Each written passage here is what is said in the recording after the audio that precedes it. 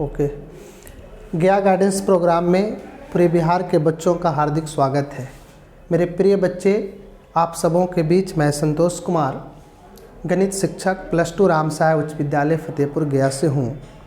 आप सबों के बीच में क्लास 12th का मैथमेटिक्स में अलजेब्रा वेक्टर चल रहा था। आज हमारा ये दूसरे लेक्चरल का सेकेंड पार्ट होगा। देखेंगे बच्चे, आप लोगों के बीच आज हम टॉपिक पे सीधा आते हैं सेक्शन फार्मूला। सेक्शन फार्मूला जिसे आप लोग देखते होंगे कि क्लास 12th में आप लोग अगर पढ़ते हैं तो उसमें सेक्शन ए है, कुछ सेक्शन बी में बच्चे हैं, कुछ सेक्शन सी में बच्चे हैं। इस तरीके से सेक्शन का मतलब आप देखते हैं कि खंडित किया हुआ रहता है, खंड बनाया हुआ रहता है। उसी प्रकार से सेक्शन है। सपोज किया जाए कि मान लिया कि ये आपके पास एक पॉइंट है जिसका पोजीशन वेक्टर आपके पास स्मॉल ए है, और बी आपके पास एक अदर पॉइंट है जिसका पोजीशन वेक्टर आपके पास स्मॉल बी है। अब ए और बी पॉइंट को ये मिलाने वाली रेखाखंड ए बी हो गया। इस ए बी रेखाखंड को एक ऐसा एक पॉइंट आर ले लेते हैं। ये आर एक ऐसा पॉइंट है जिसका पोजीशन वेक्टर स्मॉल आर है, जो यहाँ से लेकर के यहाँ तक एम और यहाँ से लेकर के यहाँ तक एन के रूप में इंटरनली डिवाइड करता है। मतलब क्या है कि ए एक पॉइंट था, बी एक दूसरे पॉइंट था। ए का पोजीशन वेक्टर स्मॉल है, बी पॉइंट का पोजीशन वेक्टर स्मॉल बी है। आर एक ऐसा पॉइंट है जिसका पोजीशन वेक्टर स्मॉल आर है, जो इस ए बी रेखाखंड को यहाँ ए आर, यहाँ से यहाँ तक एम और यहाँ से यहाँ तक एन के अनुपात में इंटरनली डिवाइड करता है। यानी आप देखने जा रहे हैं कि ए आर अपॉन कहा जाए यहाँ से यहाँ तक आर बी, जो आपके पास है वह एम और एन के रेशियो में है, और ये जो है से अंतः विभाजित करता है। तो इस परिस्थिति में आर का जो पोजीशन वेक्टर होगा वो क्या होगा। तो सबसे पहले हम लोग ये तय कर ले, जैसे कि आप देखेंगे कि ये ए वेक्टर आपका था, इसका पोजीशन वेक्टर स्मॉल ए है।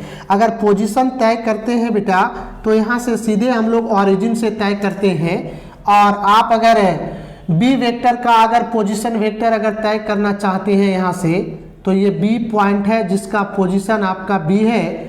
तो यहाँ से हम लोग यहाँ दिखाते हैं, इस तरीके से अरेंज करते हैं इस पॉइंट पे, और ये बी वेक्टर का पोजीशन आपका वो भी हो गया। और आर वेक्टर का अगर पोजीशन अगर आप दिखाना चाहते हैं, ये आर वेक्टर का पोजीशन स्मॉल आर हो गया।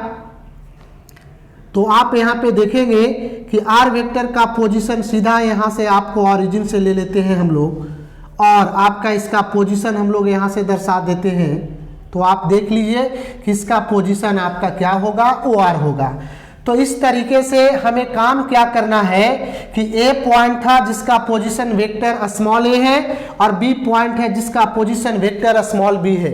ये दोनों पॉइंट को मिलाने वाली रेखाखंड ए बी है। इस रेखाखंड ए बी को आर एक ऐसा पॉइंट अंदर में ही मिल रहा है, इंटरनली मिल रहा है, जो यहाँ से यहाँ एम और यहाँ से यहाँ एन के रेशियो में अंतः विभाजित करता है। तो इस परिस्थिति में इस आर का पोजीशन क्या होगा। तो देखेंगे आप, हम यहाँ पे सीधा कहें फॉर इंटरनल डिवीजन, आप यहाँ पे देखेंगे तो हम इसको इंटरनल डिवीजन करते हैं। तो ये आर का पोजीशन क्या होगा। आर वेक्टर का पोजीशन निकालने के लिए हम कह सकते हैं कि एम को यहाँ ले लाइए, m into b v vector, plus यहाँ से एन को आप ले आइए ए के साथ में, तो आपके पास हो जाएगा n a vector upon m plus क्या कर देना है एन। ये हो गया आर का पोजीशन वेक्टर। ठीक है। इसी तरीके से आप देखेंगे ये इंटरनली डिवीजन हुआ। अगर हम कहें कि फॉर एक्सटर्नल डिवीजन, अगर यहाँ पे बेटा एक्सटर्नल डिवीजन होता है, वह विभाजित होता है, क्या कहेंगे आप कि ये आपके पास एक पॉइंट था जिसका पोजीशन वेक्टर ए है, बी एक दूसरा पॉइंट है जिसका पोजीशन वेक्टर बी है, स्मॉल बी है। अब ये दोनों पॉइंट को मिलाने वाली रेखाखंड ए बी है। अब इस ए बी रेखाखंड को अगर हम यहाँ तक आगे तक बढ़ा देते हैं, सपोज करो कि ये आर बिंदु तक हमने बढ़ा दिया, तो ये क्या होगा कि यहाँ से लेके यहाँ तक एम हो गया और यहाँ से लेकर के यहाँ तक आपका एन हो गया। जो देख रहे हैं कि यहाँ से यहाँ तक ए बी रेखाखंड को, ठीक है, ये आर पॉइंट जो है से वाह में मतलब एक्सटर्नली बाहरी विभाजित करता है, तो उस परिस्थिति में ये आर का कोऑर्डिनेट क्या होगा, यानी कि ये आर का पोजीशन वेक्टर क्या होगा। तो कुछ नहीं ज़्यादा फर्क पड़ता, सिर्फ और सिर्फ केवल हम लोग चिन्ह को चेंज कर देते हैं। तो वेक्टर आर का पोजीशन वेक्टर निकालने के लिए m b vector minus n a vector upon m minus n, ज़्यादा कुछ नहीं करते हम लोग, सिर्फ और सिर्फ इसको हम लोग पोजीशन वेक्टर का केवल और केवल हम लोग सिर्फ माइनस कर देते हैं। एक ऐसी स्थिति आएगी आपके बीच में, एक तो आपका इंटरनल डिवीजन हुआ, एक एक्सटर्नल डिवीजन हुआ। आप देखेंगे कि आपके पास एक मिड पॉइंट होगा। सपोज करो कि ये एक आपके पास पॉइंट है जिसका पोजीशन वेक्टर ये है, स्मॉल ए है, बी एक आपके पास वेक्टर है जिसका पोजीशन वेक्टर आपके पास स्मॉल बी है।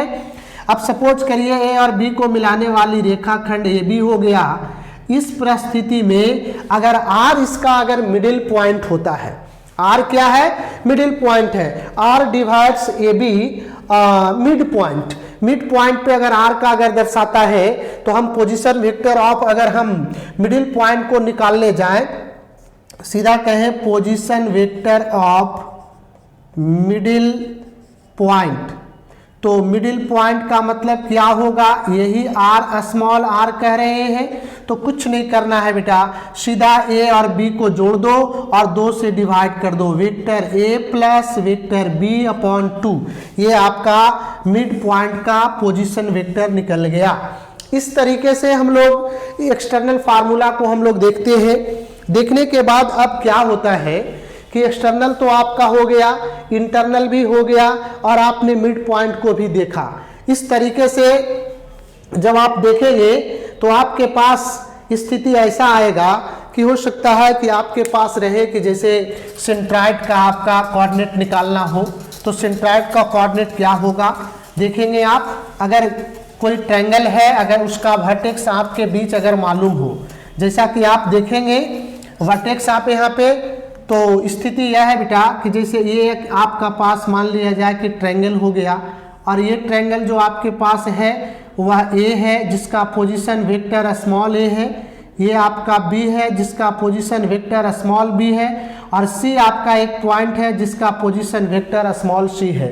तो आप क्या देखना चाह रहे हैं, अगर ये वेक्टर है तो इसका सामने का साइड स्मॉल है, वी वेक्टर है तो सामने का साइड स्मॉल बी और सी वेक्टर है तो सामने का साइड क्या होगा, स्मॉल सी है। बहुत अच्छा लगेगा आप इस तरीके से देखेंगे। अगर हमको ये मान लेते हैं इस वेक्टर का सेंट्राइड आपके पास क्या है, जी है, ये आपके पास सेंट्राइड है, इसका अगर हमको कोऑर्डिनेट निकालना होगा तो यहाँ से हम लोग, या सेंट्राइड का पोजीशन निकालना होगा, तो सेंट्राइड का पोजीशन हम लोग कैसे निकालते हैं, सीधा सीधी बात कहें हम लोग कि पोजीशन वेक्टर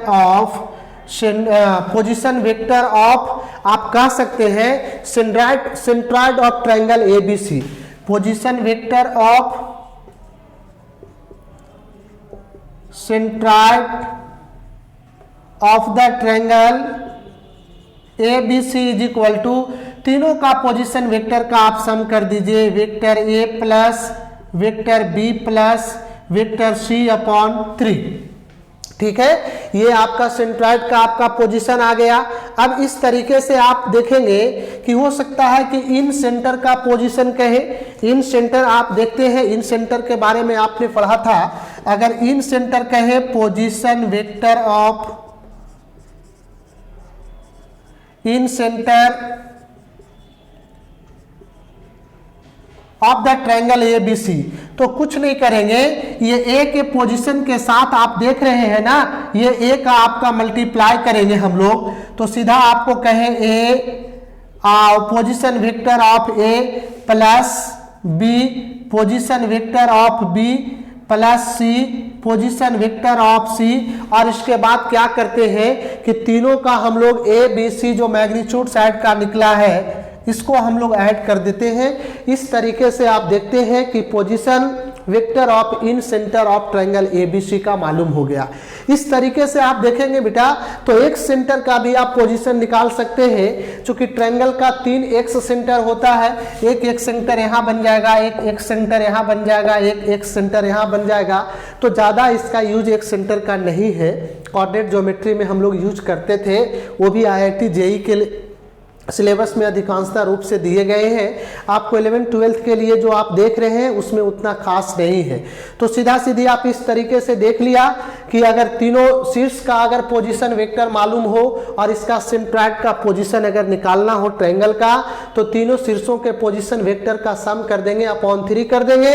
अगर इसी तरह से अगर मान लिया जाए इन सेंटर का अगर पोजीशन निकालना रहे, तो आप देख रहे हैं कि ए अगर साइड था, इसका पोजीशन स्मॉल ए था, तो इसके आपके साइड का मैग्नीट्यूड स्मॉल ए होगा, बी है तो स्मॉल बी होगा, सी है तो स्मॉल सी होगा। इस तरीके से आपने देखा ए इसका पोजीशन वेक्टर प्लस बी आपका इसका पोजीशन वेक्टर, सी इसका पोजीशन वेक्टर। इस तरीके से हम लोग अरेंज करके और काम कर लेते हैं। आगे चलेंगे प्रॉपर्टीज ऑफ लॉ एडिशन में। तो लॉ एडिशन के बारे में आपने देखा है कि जैसे आप पढ़े हैं इसमें लॉ एडिशन के बारे में क्या होता है, कम्यूटेटिव लॉ होता है, कुछ एसोसिएटिव लॉ होता है। तो कोई ज़्यादा इसमें फर्क नहीं पड़ता है, नॉर्मल केसेस है, ज़्यादा नहीं है। Properties of vector law addition कह सकते हैं हम लोग, properties of vector law of addition, है ना। तो आप फर्स्ट आप देखेंगे यहाँ पे properties of vector law of addition जब हम कहेंगे तो कह सकते हैं यहाँ पर बेटा कि वेक्टर ए प्लस वेक्टर बी है, तो इसको vector B plus vector A कहेंगे। अब ये लॉ क्या होगा, कम्यूटेटिव हो जाएगा, कम्यूटेटिव। फिर दूसरी बात आपको ये कह सकते हैं हम लोग कि वेक्टर ए प्लस वेक्टर बी प्लस अगर सी हो तो इसको हम लोग लिख सकते हैं A plus B plus vector C. तो आप देखेंगे कि वेक्टर ए प्लस वेक्टर बी और प्लस वेक्टर सी लिखेंगे तो ये हमारा हो सकता है एसोसिएटिव लॉ, इसको बोल सकते हैं। या फिर आप ऐसे भी कह सकते हैं, आगे का आपका है कि वेक्टर ए प्लस जीरो वेक्टर, तो zero vector plus A vector, this is equal to कितना आ जाएगा, ए वेक्टर। तो इस तरह से हम लोग दिखा सकते हैं। अच्छा, आगे आपके पास है कि वेक्टर ए है, अगर इसका डायरेक्शन अपोजिट हो, अगर ये ए वेक्टर है तो इसका माइनस वेक्टर ए जो होगा इसका अपोजिट आपका डायरेक्शन होगा। अब यहाँ से इसका परिणाम आपके पास जीरो वेक्टर आएगा, या भी इसको ऐसे भी कह सकते हैं वेक्टर ए प्लस वेक्टर ए। तो इस स्थिति में देखते हैं कि एक वेक्टर आपका है और उसी वेक्टर का सेम आपके वेक्टर का अगर अपोजिट वेक्टर अगर मिल जाए तो दोनों का सम आपका निकालेंगे तो क्या रिजल्ट आएगा, शून्य आएगा। जैसे आप देख रहे हैं बेटा, सपोज करो कि ये आपके पास वेक्टर ए है जिसका आपका मान वेक्टर स्मॉल ए था आपके पास। अगर मान लेते हैं इसी सेम मैग्नीट्यूड का अगर एक वेक्टर आपके पास ये है लेकिन इसका डायरेक्शन अपोजिट है तो ये माइनस वेक्टर ए होगा और दोनों का सम निकालेंगे तो वह शून्य वेक्टर होगा। या फिर देख रहे हैं अपोजिट वेक्टर और प्लस आपके पास ये जो डायरेक्शन में दिया हुआ था सीधा डायरेक्शन में, अपोजिट और सीधा दोनों का अगर मैग्नीट्यूड सेम हो और अगर उसका सम निकालते हैं तो वह जीरो वेक्टर होता है। इस तरीके से आगे आप देखेंगे कंपोनेंट ऑफ वेक्टर के बारे में। तो कंपोनेंट ऑफ वेक्टर कुछ कहता नहीं है बेटा, सीधी सीधी बात आप यहाँ पे यह देखेंगे कंपोनेंट ऑफ वेक्टर कहता क्या है। सपोज करो मान लेते हैं हम कि ये आपके पास एक्सिस का आप बनाते हैं, जैसे ये आपके पास एक एक्सिस हो गया, ये आपके पास एक एक्सिस हो गया जैसा कि आप कह रहे हैं, फिर आपके पास ये एक आपका एक्सिस हो गया। 3 डायमेंशनल ज्योमेट्री में भी हम लोग ये 3D का काम करेंगे तो कह देते हैं कि ये एक्स एक्सिस है, ये वाई है, ये ओरिजिन है और ये आपका जेड एक्सिस है। तो दिखाते हैं क्या, मान लिया जाए कि P be any point which coordinates are x y z. अगर अब हमको इस P वेक्टर का जो आपका दिया हुआ है, इसका अगर हम पोजीशन वेक्टर अगर निकालना चाहें तो सीधा का सीधा यहाँ हम ओरिजिन से इसका पोजीशन तय करते हैं और इस तरीके से हम लोग यहाँ से निकालते हैं। ठीक है, तो ये आपका पी वेक्टर का पोजीशन अगर तय करना है तो ये ओपी हो जाएगा। सपोज करते हैं कि मान लिया जाए कि इसका यहाँ से यहाँ तक का डायरेक्शन जो है वह आर दिया गया है, तो इस स्थिति में ये पी वेक्टर का जो आप देख रहे हैं ये इसका पोजीशन आपके पास ओपी वेक्टर हो गया और ये ओपी वेक्टर को ही आपने क्या कहा है, आर वेक्टर कहा है। अगर इसका अगर हम कंपोनेंट ऑफ वेक्टर अगर बात करें, सीधा सीधी हम लोग कह रहे हैं कंपोनेंट ऑफ वेक्टर। तो कंपोनेंट ऑफ वेक्टर का बात करें हम लोग बेटा, कंपोनेंट ऑफ ए वेक्टर, तो आप यहाँ पे देखने वाले हैं कि कंपोनेंट ऑफ वेक्टर क्या कहता है। तो ये पी का जो पोजीशन आप दिखा रहे हैं, मान लिया जाए कि एक्स एक्सिस के सिमेट्रिकल अबाउट में है तो ये आई हो गया, ये आपके पास जे कैप हो गया और ये आपके पास के कैप हो गया। तो इस स्थिति में आप देखेंगे कि ओपी वेक्टर का पोजीशन अगर मुझे तय करना हो तो कहेंगे एक्स आई कैप प्लस वाई जे कैप प्लस जेड के कैप। अब आप देखना चाह रहे हैं कि ओपी वेक्टर का अगर मुझे मैग्नीट्यूड निकालना हो तो क्या कहेंगे, अगर ओपी वेक्टर का अगर मैग्नीट्यूड निकालना हो तो मॉड कर देंगे और इधर इसका स्क्वायर का आपका आई के कोफिशिएंट का स्क्वायर, जे के कोफिशिएंट का स्क्वायर, जेड के कोफिशिएंट का स्क्वायर। अब ये ओपी इसका मैग्नीट्यूड आ गया तो x square plus y square plus z square. इस तरीके से हम लोग देखा कि ये पी वेक्टर्स के एक्स वाई और जेड आपके पास अगर पॉइंट था तो हम इसका कंपोनेंट निकाल दिया और इसका मैग्नीट्यूड निकाल दिया, यानी कि पी का पोजीशन वेक्टर ओपी होगा। अगर कोई पॉइंट आपके पास इस तरह से दिया हुआ रहेगा और इसको अगर हमको वेक्टर फॉर्म में अगर पोजीशन वेक्टर के रूप में लिखना है तो सीधा आप देखेंगे बेटा कि ओपी वेक्टर यानी पी पॉइंट था तो ओपी एक्स आई प्लस वाई जे प्लस जेड के। हो सकता है कि ऐसी भी स्थिति आ जाए कि मान लिया जाए कि कोई पी वेक्टर का पोजीशन आपके पास दिया है 2 unit plus 3j 2i plus 3j plus 5k। अब अगर हमको इस पी वेक्टर का अगर पॉइंट लिखना हो, कोऑर्डिनेट लिखना हो तो 2 3 5। अगर किसी का अगर हो सकता है मान लिया जाए इस तरीके से कोई पॉइंट आपके पास है और उसका कोऑर्डिनेट इस तरीके से आपके पास दिया गया है। अब ये ए वेक्टर का अगर हमें पोजीशन वेक्टर अगर लिखना रहे तो कह सकते हैं बेटा ये ओ ए वेक्टर और ये -2i प्लस 3j और -4k।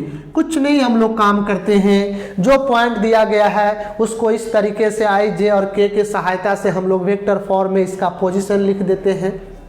चलिए आगे हम लोग देखते हैं direction cosines and direction ratio. क्या बात है, बहुत मजा आएगा। Direction cosines and direction ratio के बारे में जब आप देखेंगे तो बहुत अच्छा लगेगा। यही हमारे पास एक्स वाई जेड प्लेन है और इसी एक्स वाई जेड प्लेन के दरमियान हम लोग काम करते हैं। काम क्या करेंगे जो आप देखेंगे यह बेटा सीधा कहता है हम लोग को कि direction cosines and direction ratio. देखिए direction cosines and direction ratios हम आपको बात भी करेंगे 3 डायमेंशनल ज्योमेट्री में बहुत अच्छे तरीके से। लेकिन आज आप देख लीजिए ये वेक्टर में कि डायरेक्शन कोसाइंस और डायरेक्शन रेशियो है क्या। सबसे बड़ी बात यह देखेंगे बेटा कि मान लेते हैं हम कि ये हमारे पास 3 एक्सिस है। सपोज करो कि एक्स एक्सिस के साथ हमारा ये अल्फा कोण बनाता है, वाई एक्सिस के साथ हमारा बीटा कोण बनाता है और अगर हम ये देखने जा रहे हैं कि ये एक्सिस के साथ हमारे पास क्या बनाता है, गामा कोण बनाता है।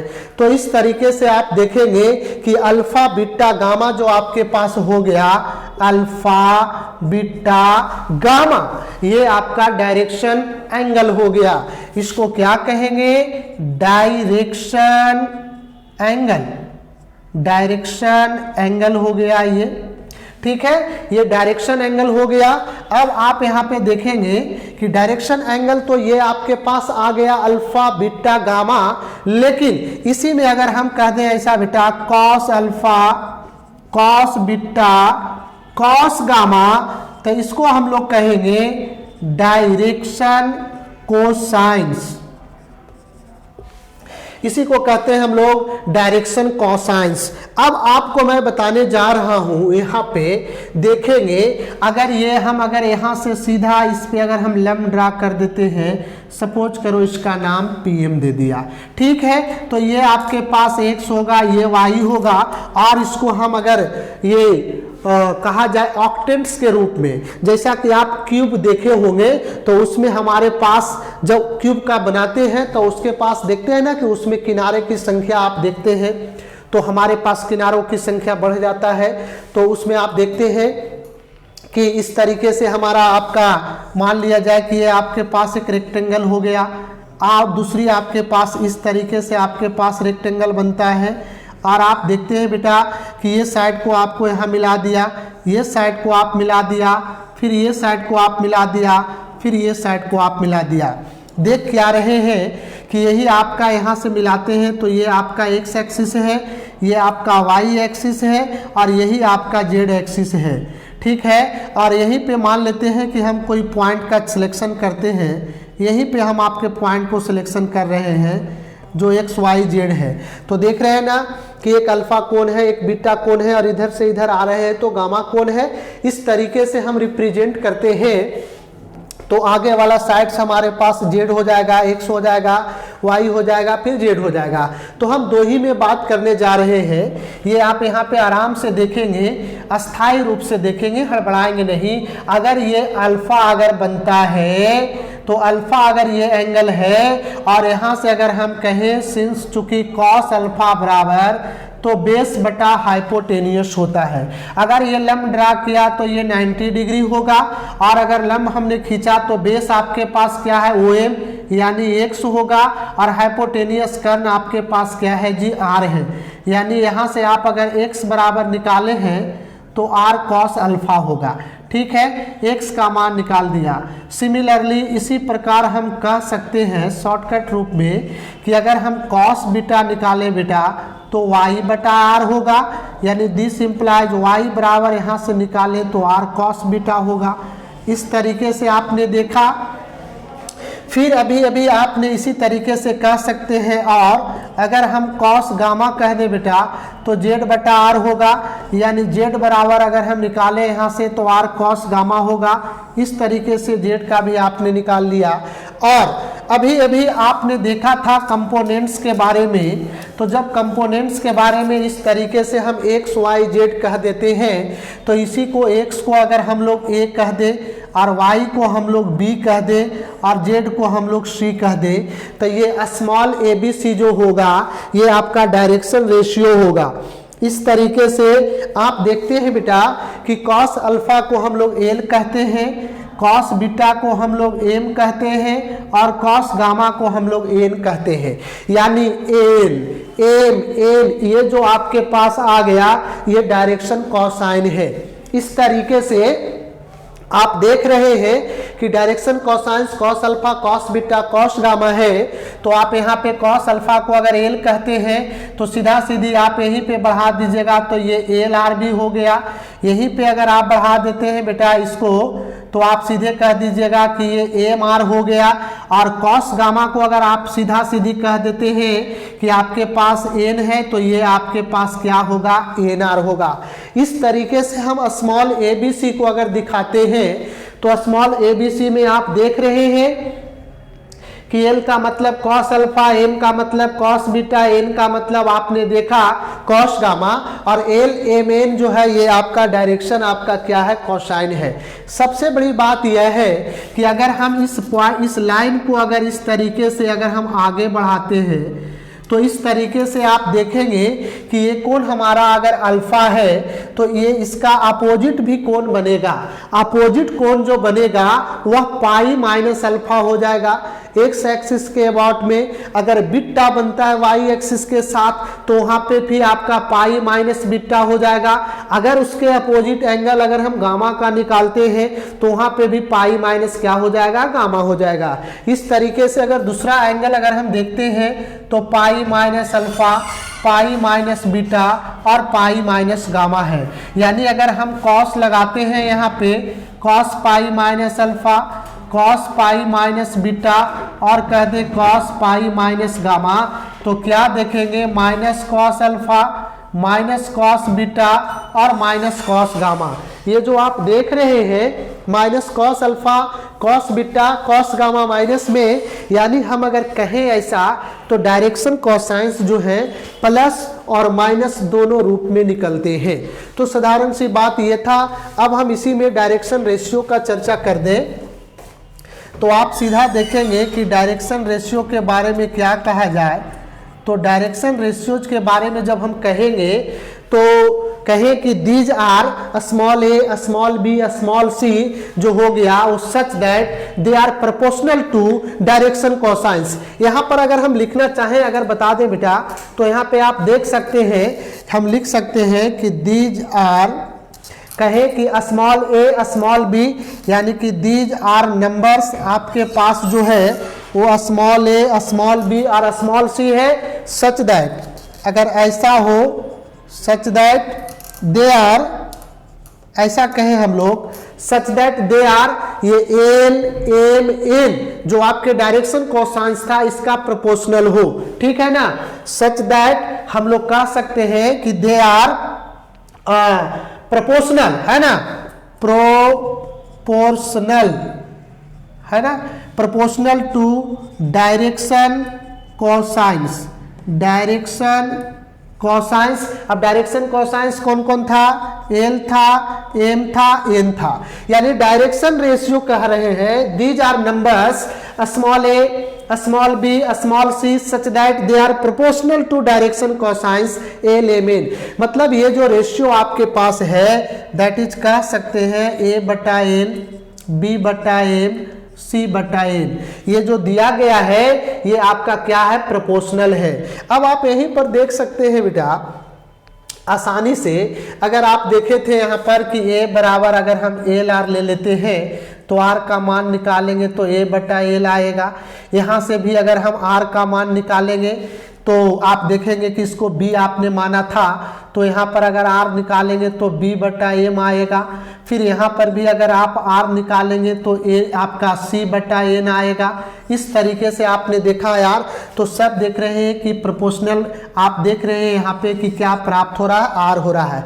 तो ए बराबर एल आर, बी बराबर एम आर, सी बराबर एन आर। यानी इस तरीके से अगर हम रेशियो करते हैं तो हमारे पास क्या आता है, सभी का रेशियो समान आ रहा है। इस तरीके से ए बटा एल, बी बटा एम, सी बटा एन सभी के बराबर क्या है, आर है। अब हम लोग देखने जा रहे हैं कि एक खास महत्वपूर्ण बात यह है आप लोगों के बीच में कि ये डायरेक्शन कोसाइंस और डायरेक्शन रेशियो तो आपने देखा, लेकिन इसमें कुछ ऐसी बातें आपके पास है कि डायरेक्शन कोसाइंस और डायरेक्शन रेशियो के बीच में अगर मान लिया जाए कि कुछ रिलेशन आपके पास दिखाना रहे तो आप क्या करेंगे।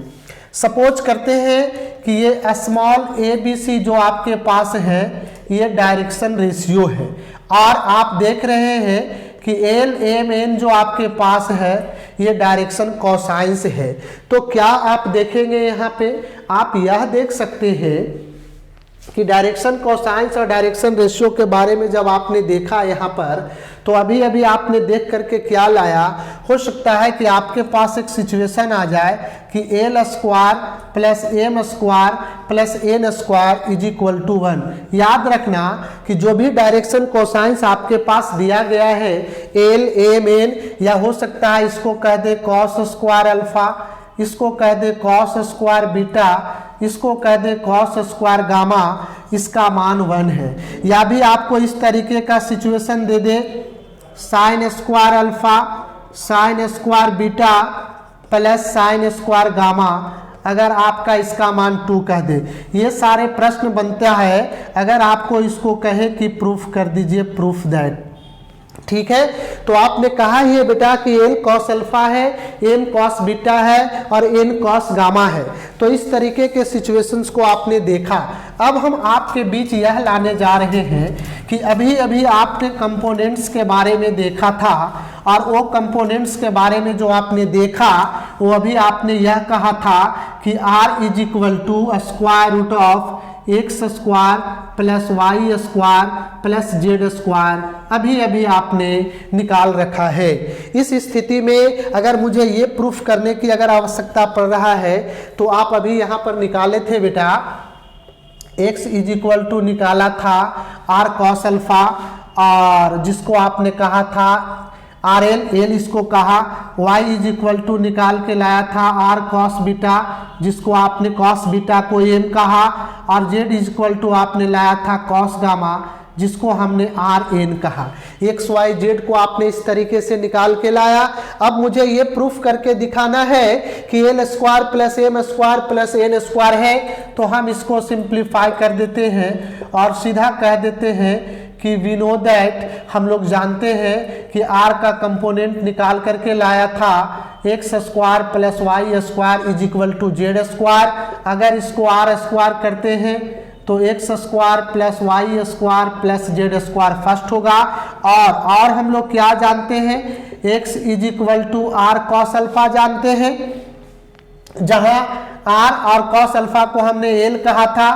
y is equal to r cos beta जानते हैं, जहां आपने m कहा था, और z बराबर हम r cos गामा जानते हैं, जहां हमने n कहा था।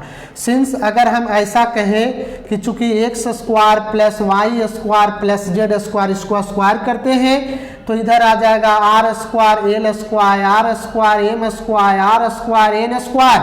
और देखें आप, x square plus y square plus z square का मान आर स्क्वायर है, यहाँ आर कॉमन करते हैं तो l square plus m square plus n square. बेटा सीधा सीधी आर स्क्वायर से आर स्क्वायर कैंसिल हो गया, आप सीधा कहें बाई फर्स्ट, तो क्या देखेंगे, l square plus m square plus n square का मान आपके पास 1 हो गया।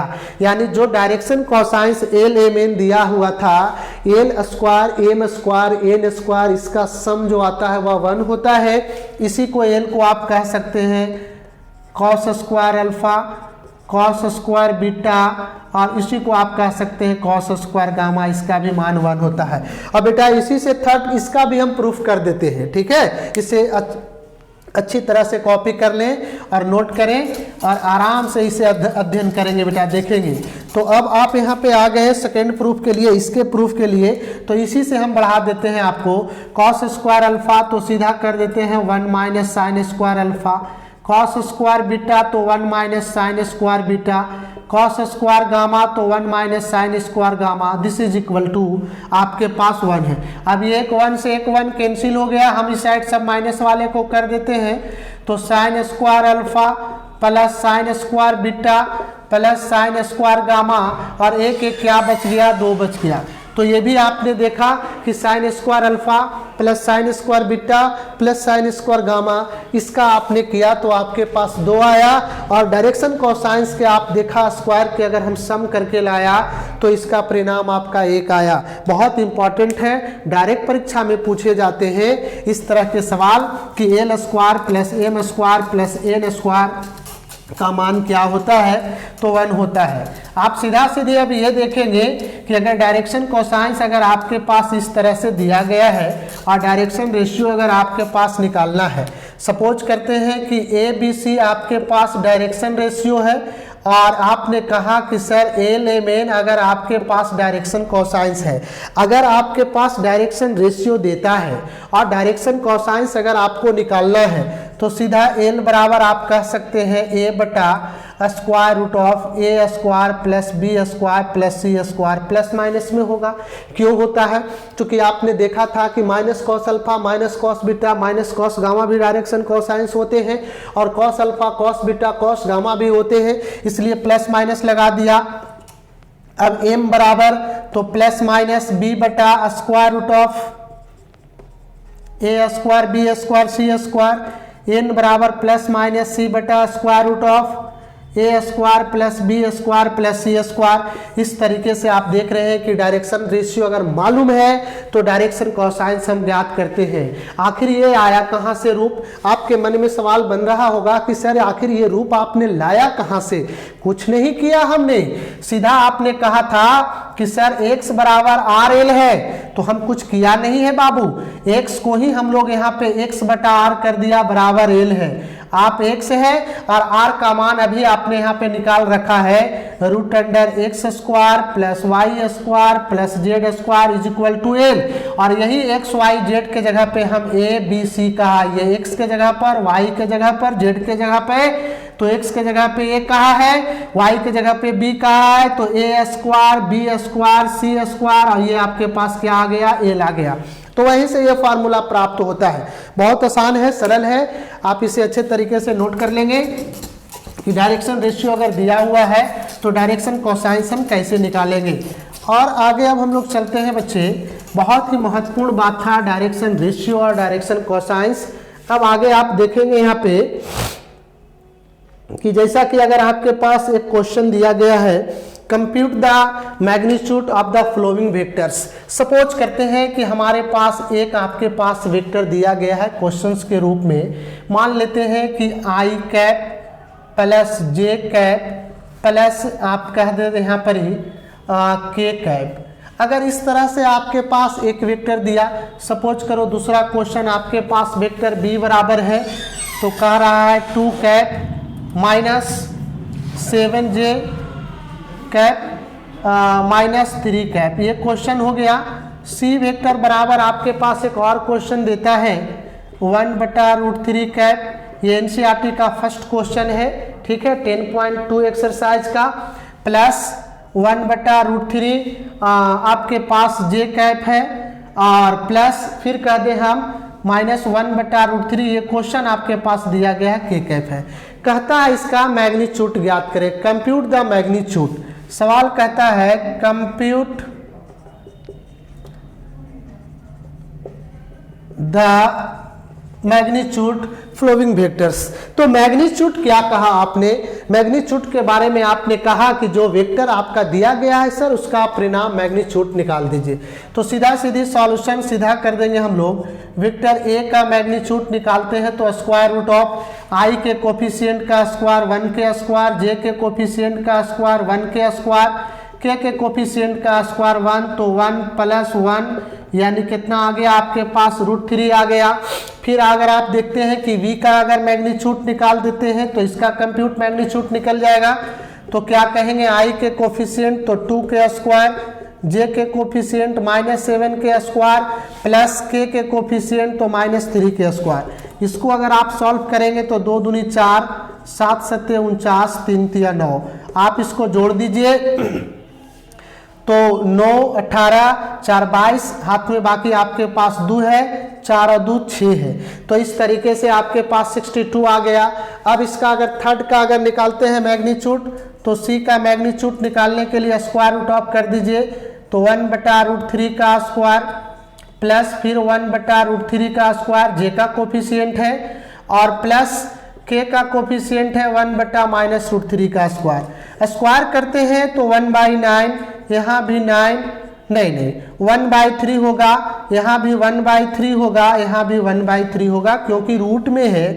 अब इसको आप स्क्वायर करेंगे तो 3 यहाँ आ जाएगा 1 + 1 + 1, यानी आपने देखा 3/3, दिस कैंसिल, सीधा का सीधा इसका क्या निकल करके आ गया? मैग्नीट्यूड 1। तो इस तरीके से आपके पास सवाल था।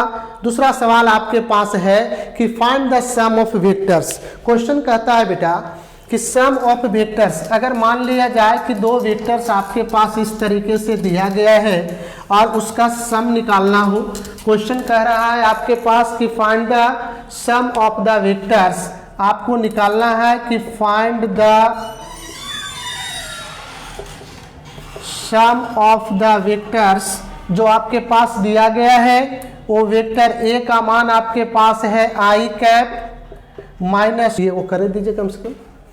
तो देखिए आप यहाँ पे बेटा आई का मान दिया है 2j प्लस के आपके पास आ गया, और वेक्टर बी का मान आपके पास दिया है -2i plus 4j plus 5k, ठीक है।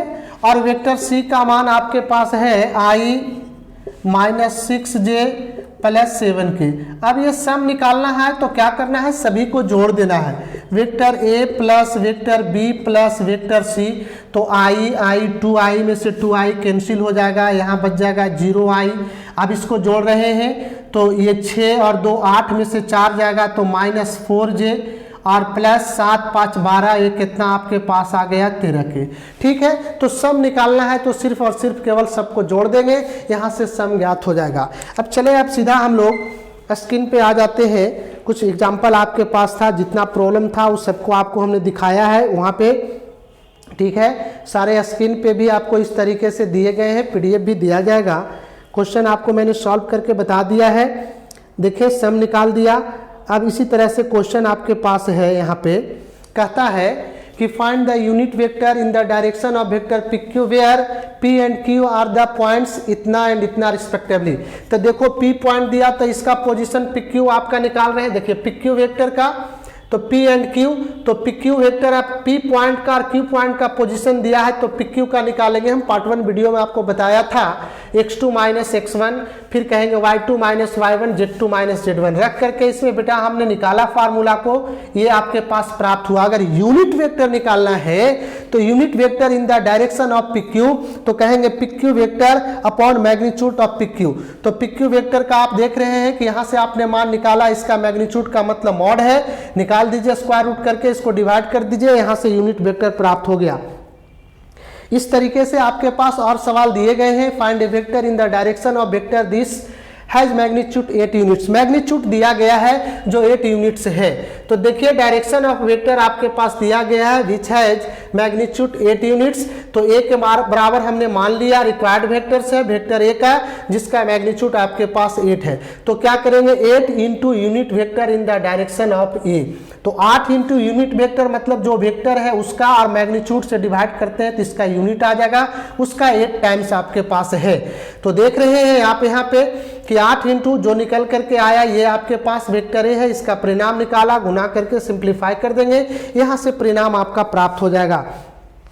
इसी तरीके से क्वेश्चन था कि find the direction cosines of the vector इतना, या फिर आपके पास ये है सो दैट द वेक्टर्स इतना एंड इतना आर कॉलिनियर। अगर कॉलिनियर दिखाना है तो या पैरेलल दिखाना है तो कहा था a equal to lambda times vector b।